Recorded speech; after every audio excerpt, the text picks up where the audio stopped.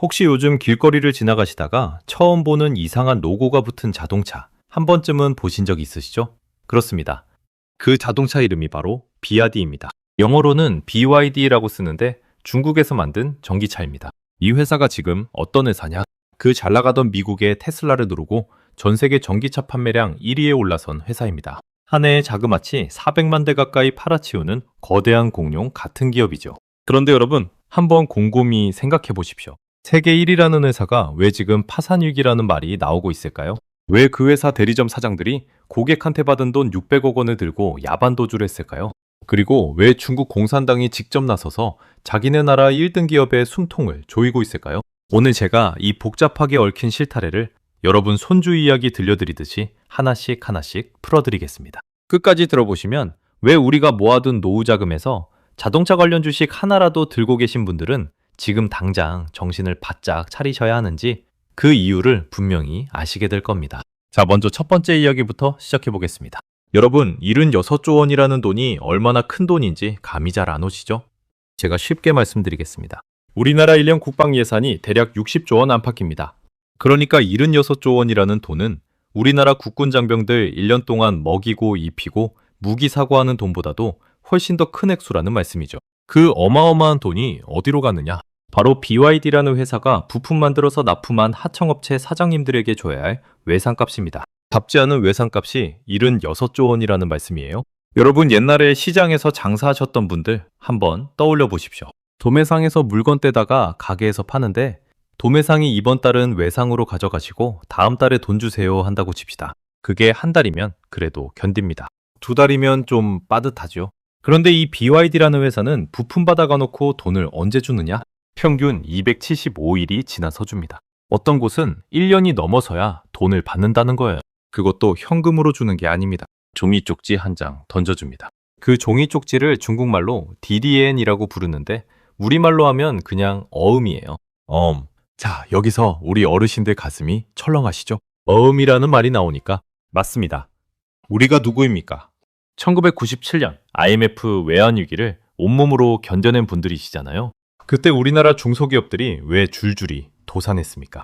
대기업이 부도가 나니까 그 대기업에서 받은 어음이 휴지 조각이 되면서 부품 만들던 중소기업 사장님들이 다 같이 한강다리로 향했던 그 시절을 우리는 잊지 못합니다. 그때 그 어음 때문에 얼마나 많은 가장들이 무너졌습니까? 지금 중국에서 벌어지고 있는 일이 바로 그 모습이에요. 다른 점이 있다면 그 규모가 IMF 때 우리나라보다 수십 배, 수백 배 더 크다는 것뿐입니다. 자, 그러면 BYD는 왜 이렇게 부품값을 안 주고 버티고 있을까요? 돈이 없어서일까요? 천만의 말씀입니다. 더 무서운 이유가 있습니다. 여러분, 한번 상상해 보십시오. 만약에 어떤 회사가 부품값을 1년 뒤에 줘도 된다고 칩시다. 그러면 그 1년 동안 그 돈으로 뭘 할 수 있겠습니까?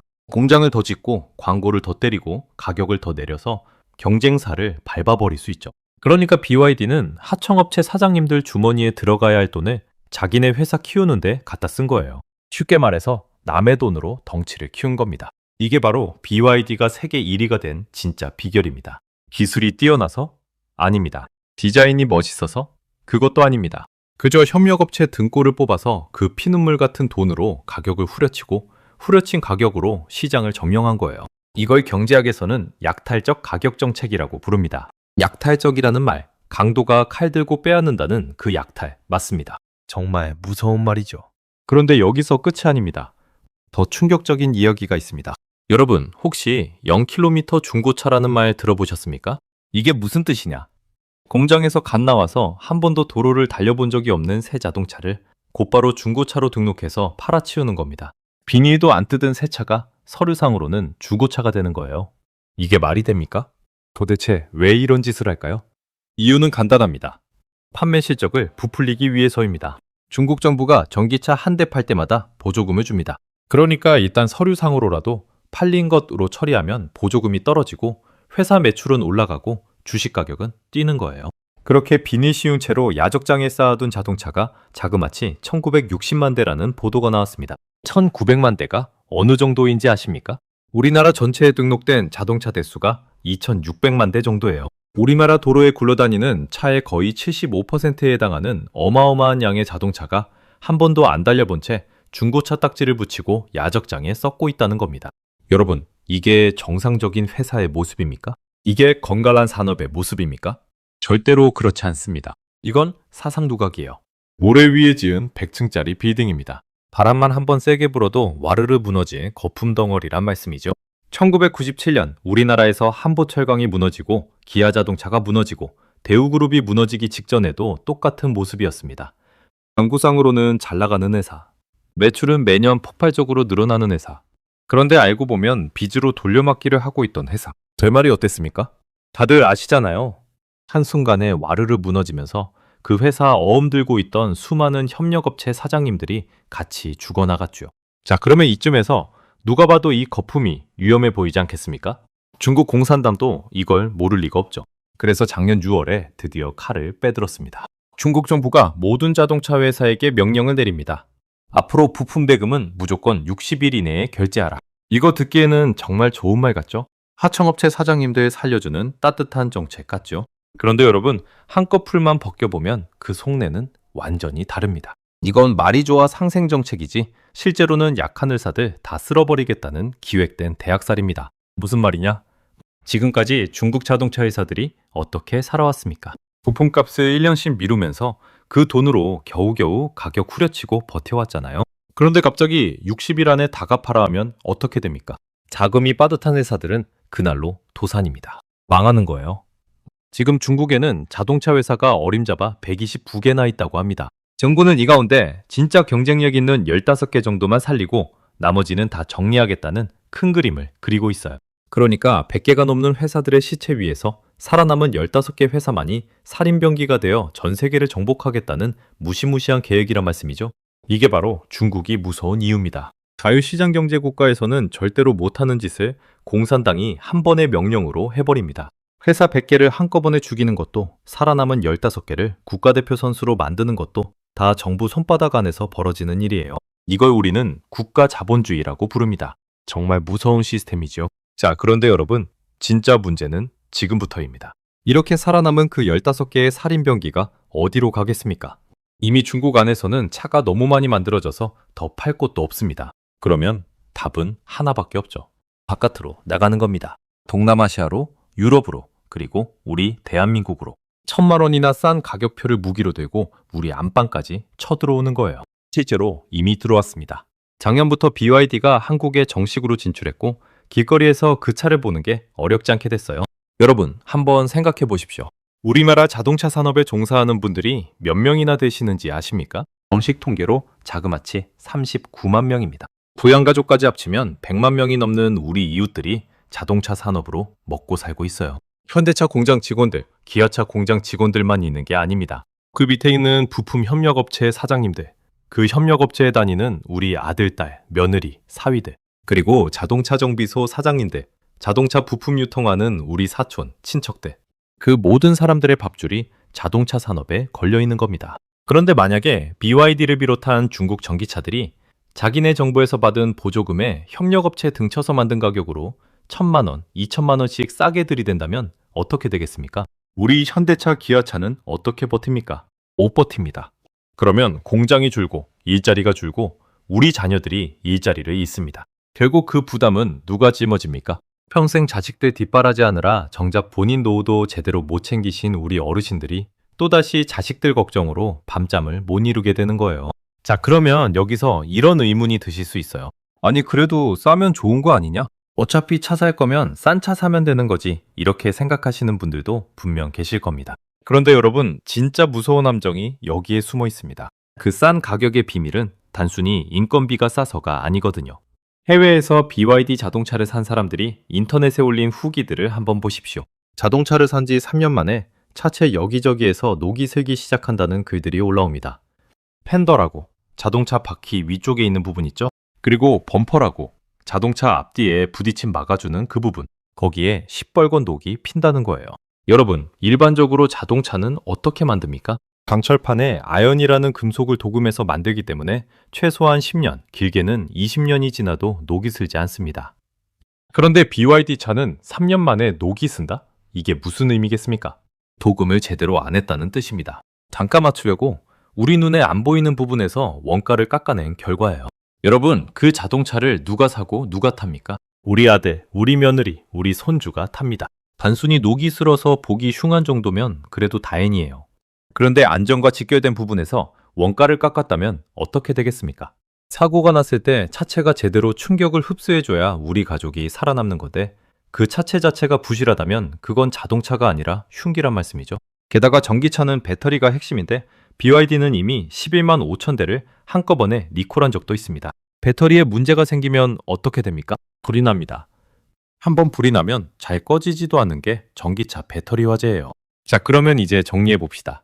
중국 BYD라는 회사는 76조 원이라는 어음폭탄을 안고 있고 협력업체 등쳐서 만든 싸구려 차를 비닐도 안 뜯은 채로 야적장에 쌓아두고 있고 그것도 모자라 중국 공산당이 직접 칼을 들이대면서 60일 안에 갚아라라고 압박을 가하고 있는 상황입니다. 이게 어떻게 흘러갈지 진짜로 누구도 모릅니다. 다만 한 가지 확실한 건 무너지는 순간 그 충격파가 어마어마하다는 거예요. 여러분, 2008년에 미국에서 리먼 브라더스라는 큰 투자회사가 무너졌던 일 기억하시죠? 그때 우리나라는 미국에서 한참 떨어진 나라인데도 코스피가 반토막이 났고 환율이 1,500원을 넘어갔고 우리 어르신들 퇴직금 굴리시던 펀드들이 죄다 마이너스 40~50%로 추락하지 않았습니까?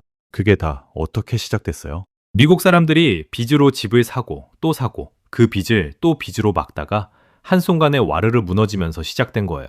지금 중국에서 벌어지고 있는 일이 그것과 똑같습니다. 다른 점이 있다면 그때는 부동산이었고 지금은 자동차라는 점뿐이에요. 그런데 어떤 분은 이렇게 말씀하실 수 있어요. 중국 경제가 무너지면 오히려 우리 현대차한테는 좋은 일 아니냐라고요? 단기적으로는 그렇게 보일 수도 있습니다. 경쟁자가 사라지니까. 그런데 진짜는 그렇지가 않아요. 중국 경제는 우리 대한민국의 가장 큰 수출 상대국 중 하나입니다. 중국에서 자동차 산업 하나가 무너지면 거기에 부품을 납품하던 우리 한국의 부품업체들도 같이 직격탄을 맞습니다. 그뿐만이 아니에요. 중국 사람들의 소비가 위축되면 우리가 그동안 중국에 팔아오던 화장품, 반도체, 식료품 그 모든 게 다 안 팔리게 됩니다. 결국 우리나라 경제 전반이 휘청거리게 되는 거예요. 자, 그러면 우리 어르신들은 지금 이 시점에서 도대체 어떻게 해야 합니까? 무엇을 조심해야 하고 무엇을 준비해야 합니까? 제가 지금부터 정말 중요한 말씀을 드리겠습니다. 잘 들어보십시오.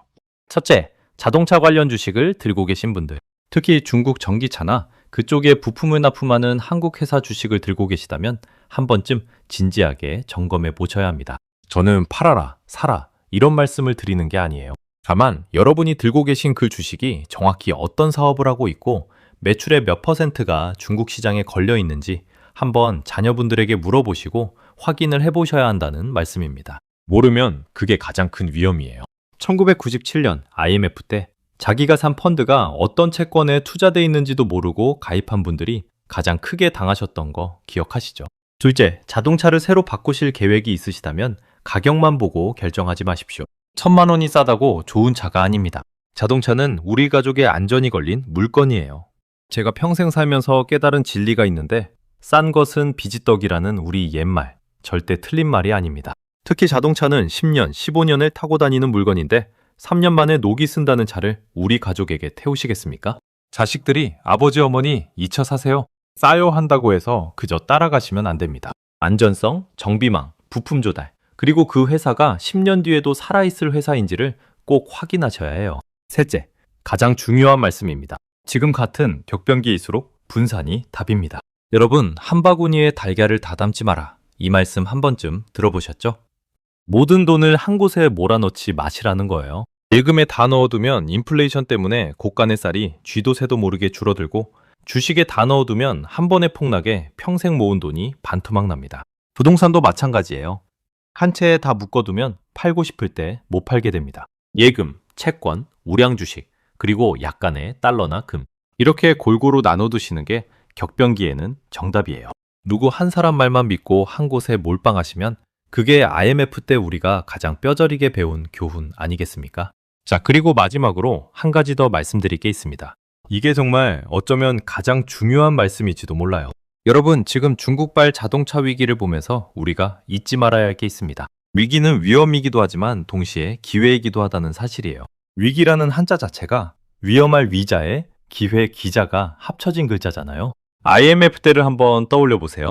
그때 모두가 절망에 빠졌을 때 그 와중에 침착하게 우량 자산을 사모으셨던 분들이 그 뒤에 어떻게 됐습니까? 10년, 20년 지나서 부자가 되셨잖아요. 2008년 금융위기 때도 마찬가지였죠.